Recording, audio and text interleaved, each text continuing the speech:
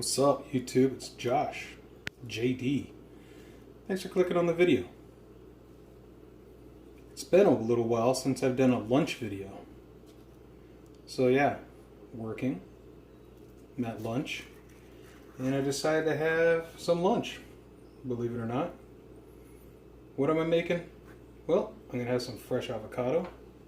Love fresh avocado. So good. So good.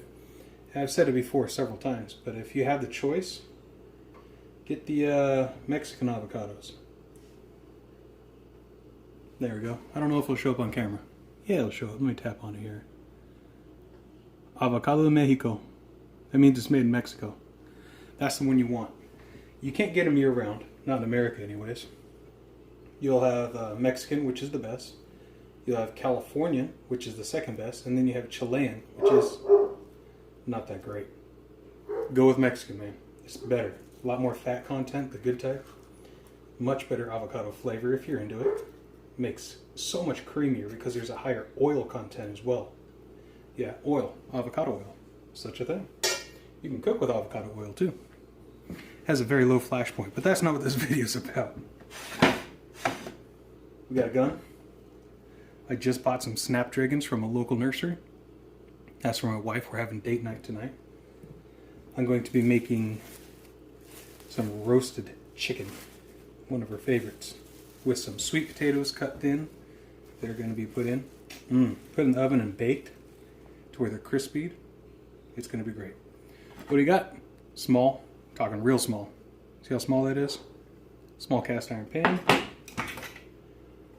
My shitty ass electric oven.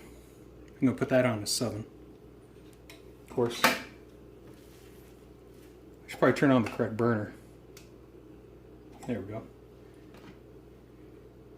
I have a new oven. It's in the living room. It's still in the box.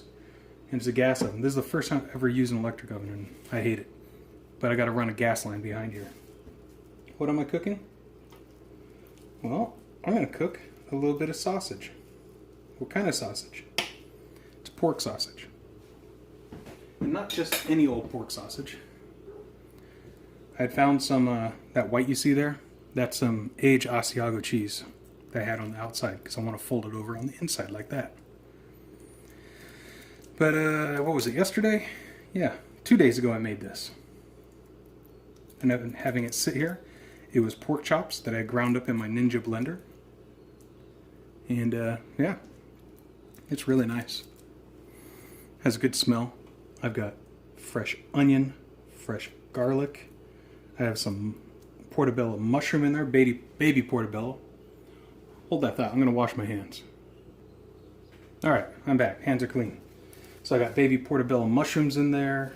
I've got some of my favorite spices that I like to use. I'm not gonna tell you all of them, no. But I've got Himalayan pink salt, Malabar black pepper, freshly ground.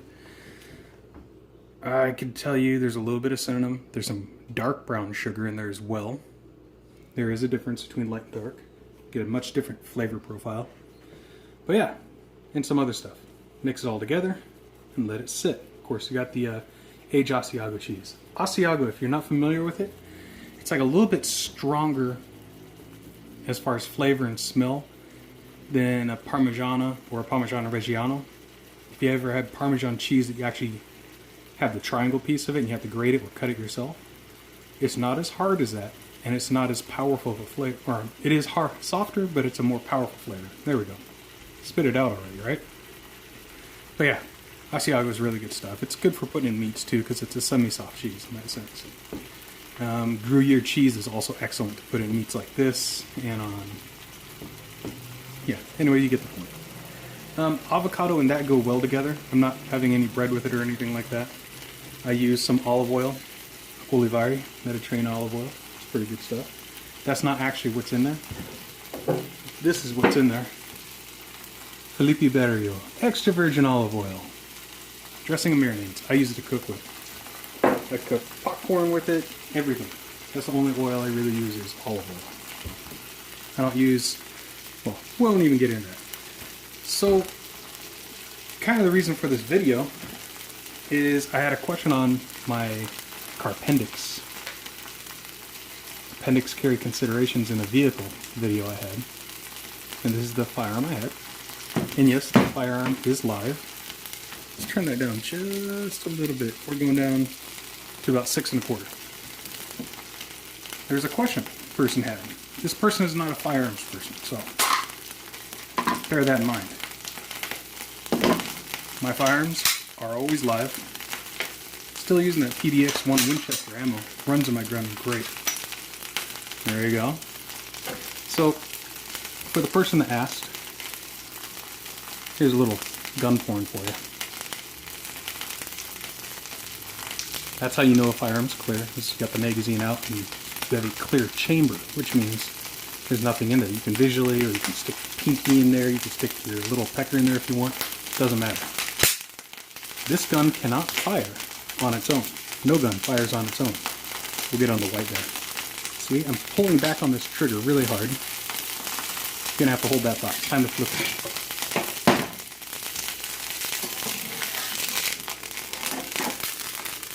Pull it off. Smear your oil around a little bit so don't stick. Go for it. Look at that. Look at that, ladies and gentlemen. Let's turn this down a little further.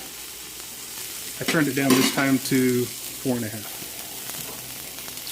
So, I'm going to get up close and personal here. So, for the person that asked, I'll just say it because it was on there, Ron. See that little paddle that's kind of in the middle right here? That piece? That is called a Glock safety trigger. When you pull this trigger, you cannot depress it. You'll break the trigger before the gun will go off if there's a round in there. However, if you put your finger and depress it on that, and then take up the slack, you can fire the firearm. It won't fire any other way. And notice how after it's been fired, and there's no other round being ran into there, it doesn't pop back out. That was yourself. See? Check it out. There it is. That's the only safety on here besides the most important one, which is your brain. And that's why having a holster that covers your trigger is so important. See that? There's no way to get to the trigger in there. Plus, this part of the Kydex is not pushing on the trigger in any way, shape, or form. That is super important. If this trigger was exposed and you're carrying it, or just sitting in a bag or in your drawer in the house, something can grab that trigger and push it back, depressing both the trigger and the safety at the same time. You have a negligent or accidental discharge, whatever you want to call it. But yeah, let's turn that off. It's about ready. So now, when you have it loaded, notice it's exactly the same. You have a little paddle right here. When you depress it, you're fine. You'd have to depress the trigger another third or more further down there before it actually discharge your firearm. So yeah, that's it. Hope that clears it up a little bit for you, Ron. That works pretty good. That pork smells like it's getting close to turning black. Let's take a look. Oh, I call that a what? Hot. We're off.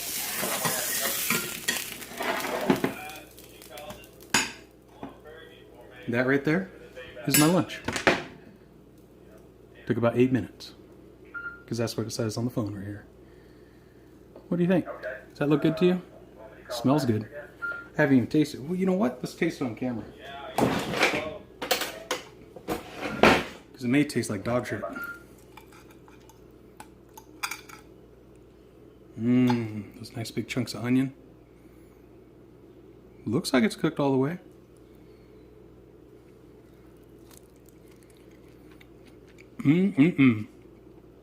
That's tasty. I like it. Keep bumping the camera. Avocado. You guys have a good day. Keep those questions coming. I like good questions like that. And before something bad happens, get your wife or significant other some flowers. Even something simple and cheap like this.